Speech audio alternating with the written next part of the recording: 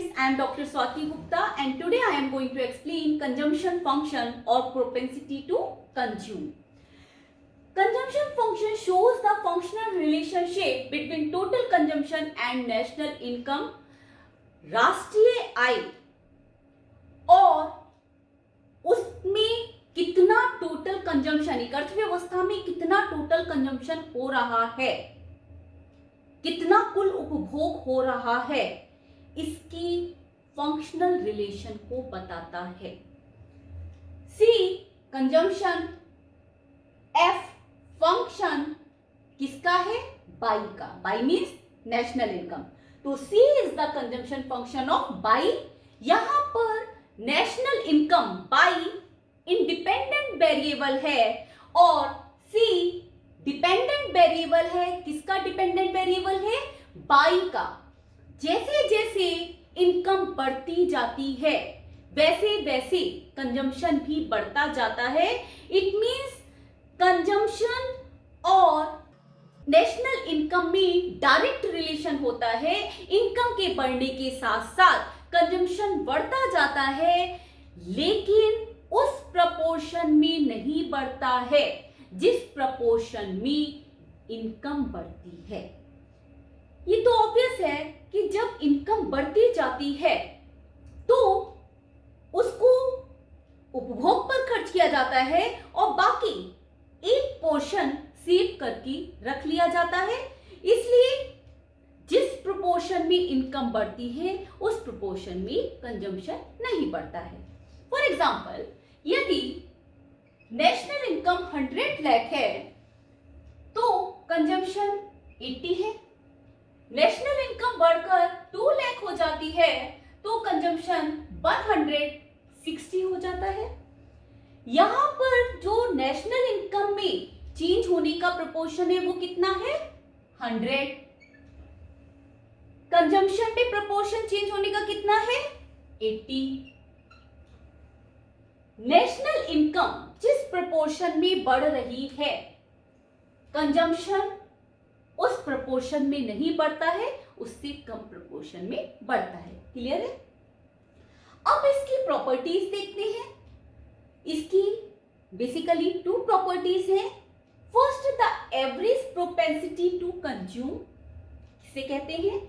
It may be defined as the ratio of consumption expenditure to a particular level of income. एक दिए हुए राष्ट्रीय आय के स्तर पर कितना उपभोग पर खर्च किया जा रहा है, एक पर्टिकुलर लेवल ऑफ इनकम पर कितना कंजम्पशन पर खर्चा हो रहा है, ये हमें एवरेज प्रोपेंसिटी टू कंज्यूम से पता चलता है, एपीसी से पता चलता है. APC is equal to C upon Y. APC हम कैसे निकालते हैं? यदि हम कंजम्पशन एक्सपेंडिचर को नेशनल इनकम से डिवाइड कर दें तो हमें एवरेज प्रोपेंसिटी टू कंज्यूम पता चल जाती है. यहां पर देखिए, नेशनल इनकम 100 है, उस सिचुएशन में कंजम्पशन 80 है, तो ये पर्टिकुलर लेवल ऑफ इनकम पर कितना कंजम्पशन हो रहा है इसको हम एपीसी कहते हैं. या जब नेशनल इनकम 200 है तो कंजम्पशन 160 है. पर्टिकुलर लेवल ऑफ इनकम पर कितना कंजम्पशन पर खर्च हो रहा है उसका रेशियो एपीसी के द्वारा डिफाइन किया जाता है. अब इसके क्या क्या कैरेक्टरिस्टिक्स हैं? APC can never be zero. तो ऑब्वियस है, आपके पहले के टॉपिक्स जब मैंने एग्रीगेट सप्लाई और डिमांड पढ़ाया था तो आपको एक बात बताई थी कि यदि चाहे वो नेशनल इनकम की बात हो या हम पर्टिकुलर लेवल पे बात कर रहे हैं कि यदि व्यक्ति की इनकम नहीं हो, व्यक्ति कुछ नहीं कमाता है, लेकिन फिर भी वो अपनी उपभोग पर, अपने कंजम्पशन नीड्स पर कुछ ना कुछ खर्चा करता है. भाई उसको जीवित रहने के लिए अपने कंजम्पशन नीड्स पर कुछ ना कुछ खर्चा करना होता है. इस खर्चे को हम ऑटोनोमस कंजम्पशन कहते हैं.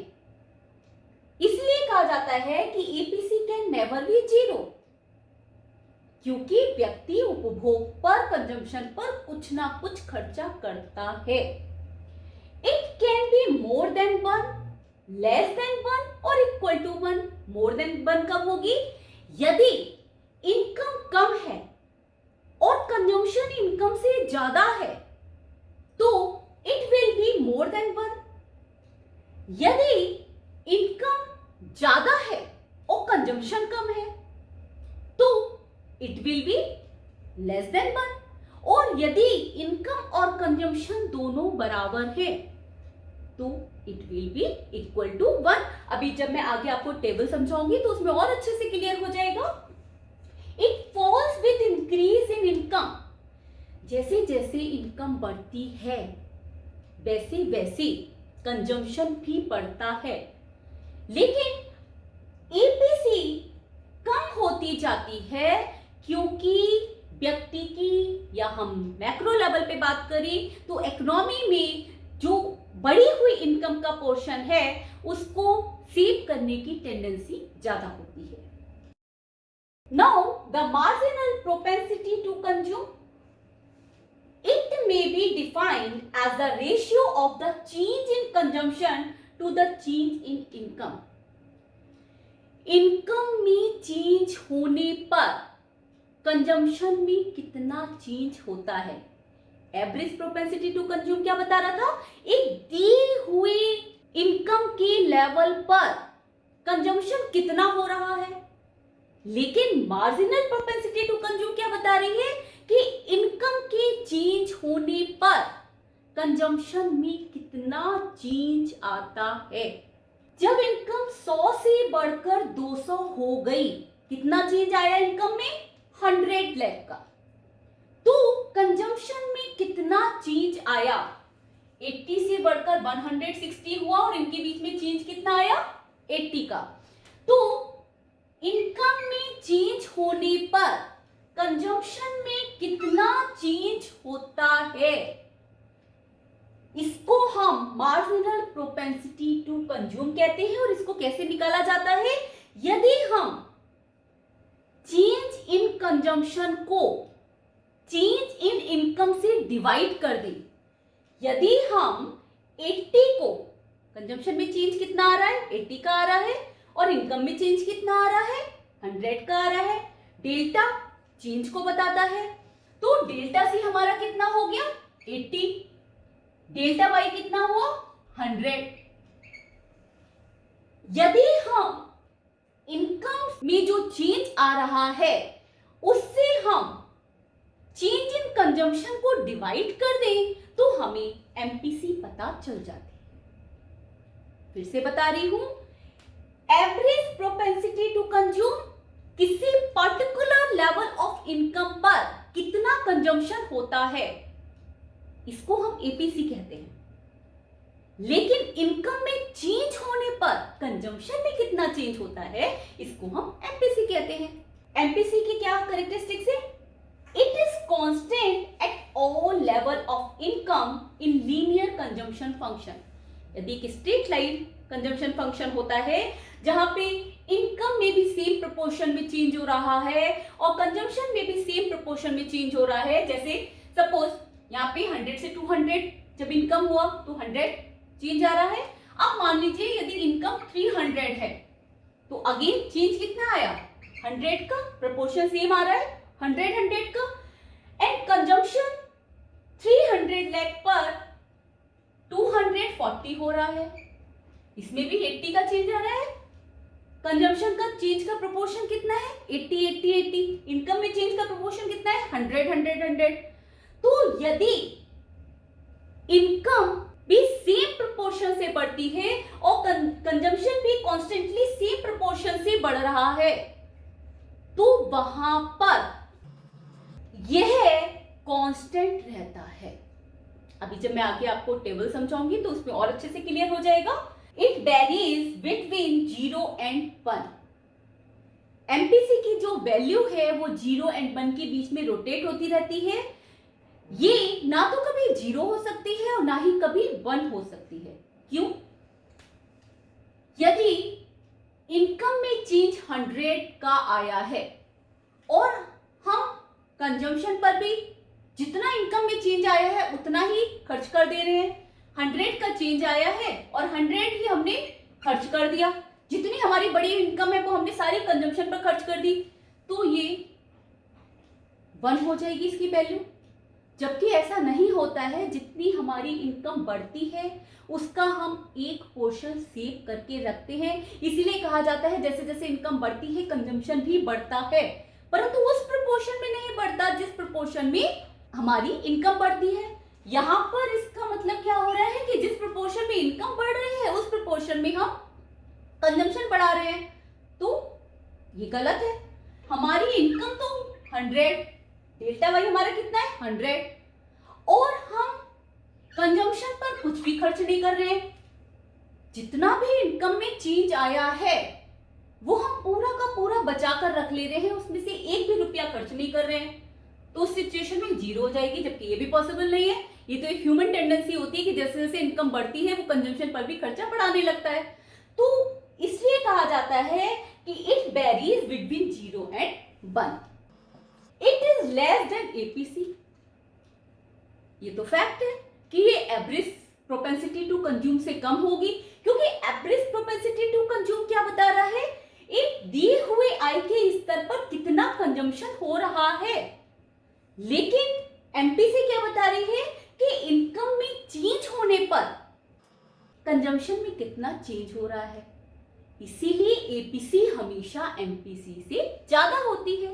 एपीसी और एमपीसी के डिफरेंस को डायग्राम से समझने की कोशिश करते हैं। OX इनकम, OY पर कंजम्पशन, इनकम एंड कंजम्पशन, ठीक है। जब इनकम बाई 1 है तो कंजम्पशन C1 है। ये हमारा कंजम्पशन कर्व है। O/1 इनकम पर कितना कंजम्पशन हो रहा है, एक दिए हुए आय के स्तर पर कितना उपभोग हो रहा है। 0/1 हमारी इनकम है और इसमें 0C1 कंजम्पशन हो रहा है। ये हमारा एपीसी हो गया, एक दिए हुए आय के स्तर पर कितना कंजम्पशन हो रहा है। अब एमपीसी किसे कहेंगे, यदि आय बढ़कर बाई 2 हो जाती है तो कंजम्पशन बढ़कर C2 हो जाता है। बाई 1 से बाई 2 में जो इनकम में चेंज आया है ये हमारा क्या हो गया, डेल्टा बाई। C1 से C2 में जो चेंज आया है ये हमारा क्या हुआ, डेल्टा C। तो इन दोनों के बीच का जो डिफरेंस है ये हमें एमपीसी के बारे में बता रहा है। बाई 1 से बाई 2 इनकम में चेंज आने पर C1 से C2 कंजम्पशन में जो चेंज आ रहा है ये हमारी एमपीसी है। Consumption function schedule various level of income पर कितना कंजम्पशन हो रहा है उसके बारे में बताता है। इनकम एंड कंजम्पशन दोनों लाख में दिए हुए हैं। जब इनकम 0 है तो कंजम्पशन 40 है। जब मैंने एग्रीगेट सप्लाई और एग्रीगेट डिमांड की टॉपिक समझाए थे तो उसमें मैंने आपको बताया था कि यदि इनकम ना हो फिर भी व्यक्ति अपनी बेसिक नीड्स को पूरा करने के लिए कुछ ना कुछ खर्च करता है, फिर भी कंजम्पशन पर कुछ ना कुछ खर्च होता है, इसको हम ऑटोनोमस कंजम्पशन कहते हैं। तो ये 40 हमारा ऑटोनोमस कंजम्पशन है। जब इनकम 100 है तो कंजम्पशन 120 है। जब इनकम 200 है तो कंजम्पशन 200 है। यहाँ पर इनकम एंड कंजम्पशन दोनों बराबर है, इसको हम ब्रेक इवन पॉइंट कहते हैं। जैसे जैसे इनकम बढ़ती जा रही है वैसे वैसे कंजम्पशन भी बढ़ता जा रहा है, लेकिन उस प्रोपोर्शन में नहीं बढ़ रहा है जिस प्रोपोर्शन में इनकम बढ़ती है। APC average propensity to consume, C/बाई आय के एक दिए हुए स्तर पर at a particular level of income कितना कंजम्पशन हो रहा है इसके बारे में बताता है। तो जब इनकम, क्योंकि फर्स्ट में तो 0 है तो ब्लैंक ही आएगा, सेकंड में जब इनकम 100 है तो कंजम्पशन 120 है। यहाँ पर एपीसी 1.2 है और ये मैंने आपको बताया था कि APC can be more then 1। यदि कंजम्पशन इनकम से ज्यादा है तो एपीसी मोर देन 1 होती है। यदि इनकम एंड कंजम्पशन दोनों बराबर है तो एपीसी इक्वल टू 1 होती है। यदि जैसे जैसे इनकम बढ़ रही है कंजम्पशन भी बढ़ रहा है, इनकम ज्यादा है, यहाँ पर देखिए 300, 400, 500, लेकिन उसके कंपैरिजन में कंजम्पशन कम है 280। जब इनकम 300 है, जब इनकम 400 लाख है तो 360, जब 500 है तो 440। तो जब इनकम के कंपैरिजन में कंजम्पशन कम होता है तो एपीसी लेस देन 1 होती है। C अपॉन पाई आप एपीसी कैसे निकालेंगे? कंजम्पशन को, जो कंजम्पशन आपका दिया हुआ है उसको आप उससे रिस्पेक्टिव इनकम से डिवाइड कर दोगे तो आपको एपीसी पता चल जाएगी। MPC marginal propensity to consume, income में चेंज होने पर कंजम्पशन में कितना चेंज होता है इसके बारे में बताता है। और अभी मैं पहले एक बात और बता के चुकी हूं कि लीनियर कंजम्पशन फंक्शन में एमपीसी कांस्टेंट रहती है। यहां पर देखिए इनकम में जो चेंज आ रहा है वो 100 का है, सेम प्रोपोर्शन 100 के प्रोपोर्शन में कांस्टेंट चेंज हो रहा है। कंजम्पशन में भी जो चेंज हो रहा है वो कांस्टेंट 80 का है। ये देखिए 80 सब में 80 का चेंज है। इस सिचुएशन में एमपीसी भी कांस्टेंट रहती है। एमपीसी कैसे निकालते हैं? डेल्टा सी अपॉन डेल्टा पाई। फर्स्ट में तो ब्लैंक है क्योंकि इनकम 0 है। सेकंड में इनकम 100 है और क्योंकि इनकम में चेंज कितना आया है 0 से 100 का चेंज आया है। डेल्टा वाई हमारा कितना है 100 और डेल्टा सी कितना हुआ है 120 माइनस 40, चेंज कितना है 80 का चेंज, तो 80 अपॉन 100.8। सी सेकंड में 100 से जब इनकम 200 हुई तो 100 इनकम में चेंज कितना हुआ 100 का हुआ। वही कंजम्पशन में चेंज 80 का, अगेन 120 से बढ़कर 200 हुआ, 80 का चेंज आ रहा है। तो यहां पर इनकम में चेंज 100 का है, कंजम्पशन में चेंज 80 का है, इसलिए सबकी एमपीसी कांस्टेंट है। यहां तक समझ में आ गया। अब इसका डायग्राम देखते हैं। OX पर इनकम और OY पर कंजम्पशन दिखाया गया है। ये डायग्राम मैं आपको पहले भी समझा चुकी हूं। 0Y 45 डिग्री की लाइन है जो हमें इनकम के बारे में बता रही है। C कंजम्पशन के बारे में बता रहा है। इनकम 0 है और यहां पर देखिए जो कंजम्पशन है का कर्व है CC, जो इतना कंजम्पशन हो रहा है क्योंकि इनकम हमारी 0 है लेकिन फिर भी कंजम्पशन हमारा हो रहा है, तो इट मींस ये हमारा ऑटोनोमस कंजम्पशन है। ये हमारा क्या है? ऑटोनोमस कंजम्पशन है। इस सिचुएशन में जब व्यक्ति की इनकम 0 होती है और यहां हम इकोनॉमी की बात कर रहे हैं, तो जब इनकम 0 होती है फिर भी जब कंजम्पशन होता है तो उसको ऑटोनोमस कंजम्पशन कहते हैं। और इस सिचुएशन में इट मे बी कि पुरानी सेविंग यूज हो रही हो, लोग अपनी पुरानी सेविंग को अपने कंजम्पशन पर खर्च करने के लिए यूज कर रहे हैं, तो ये हमारी सेविंग आ गई। बी ब्रेक इवन पॉइंट को बताता है जहां पर इनकम और कंजम्पशन दोनों बराबर हैं। उसके बाद जैसे जैसे इनकम बढ़ती जा रही है कंजम्पशन भी बढ़ता जा रहा है और इनकम में प्रोपोर्शनली चेंज ज्यादा है, कंजम्पशन में प्रोपोर्शनली चेंज कम है, इसलिए जो S1 S2 है उतनी सेविंग की जा रही है। कहने का मतलब यह है कि ब्रेक इवन पॉइंट से पहले दिस सेविंग रहती है और ब्रेक इवन पॉइंट के बाद सेविंग स्टार्ट हो जाती है। यहां तक क्लियर है? अब हम लीनियर कंजम्पशन फंक्शन को कैसे लिख सकते हैं? C is equal to A plus B Y, जिसमें A हमारा ऑटोनोमस कंजम्पशन को शो करता है, B एमपीसी को शो करती है और बाई नेशनल इनकम को शो करती है। यदि हमारे पास ऑटोनोमस कंजम्पशन दिया हुआ है और एमपीसी दी हुई है, इनकम दी हुई है, तो उस सिचुएशन में हम कंजम्पशन को निकाल सकते हैं। कैसे? C is equal to autonomous consumption हमारा कितना है 40 प्लस एमपीसी हमारी कितनी आ रही है 0.8। सपोज हमें 300 इनकम पर कंजम्पशन पता करना है, तो इनकम हमारी 300 है। अब हमें ये पता लगाना है कि 300 जब इनकम है तो कंजम्पशन कितना है। C is equal to 40 plus 200,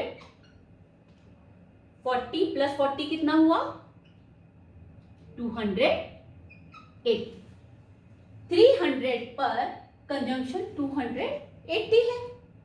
एक और एग्जांपल से समझा देती हूँ ताकि आपको अच्छे से समझ में आ जाए। अब हमें पता लगाना है कि 400 लाख इनकम दी हुई है तो कंजम्पशन कितना होगा। सेम आपको ऑटोनोमस कंजम्पशन पता है 40, ऑटोनोमस कंजम्पशन ये हमारा कितना है 40, एमपीसी हमारी कितनी है 0.8 और हमें 400 की इनकम पर कंजम्पशन पता लगाना है। तो C is equal to 40, C is equal to 360। तो जब इनकम 400 लाख है तो उस सिचुएशन में कंजम्पशन 360 और हमने जब इस इक्वेशन के थ्रू सॉल्व किया तो भी हमारा कंजम्पशन इतना आया है। होप सो आपको कंजम्पशन फंक्शन समझ में आ गया होगा और जो भी मैं यहाँ पर पढ़ा रही हूँ उसके मैंने प्रॉपर ब्लॉग लिखे हुए हैं जिसका लिंक मैंने डिस्क्रिप्शन बॉक्स में दिया हुआ है। See you in the next video. Till then, bye. Take care.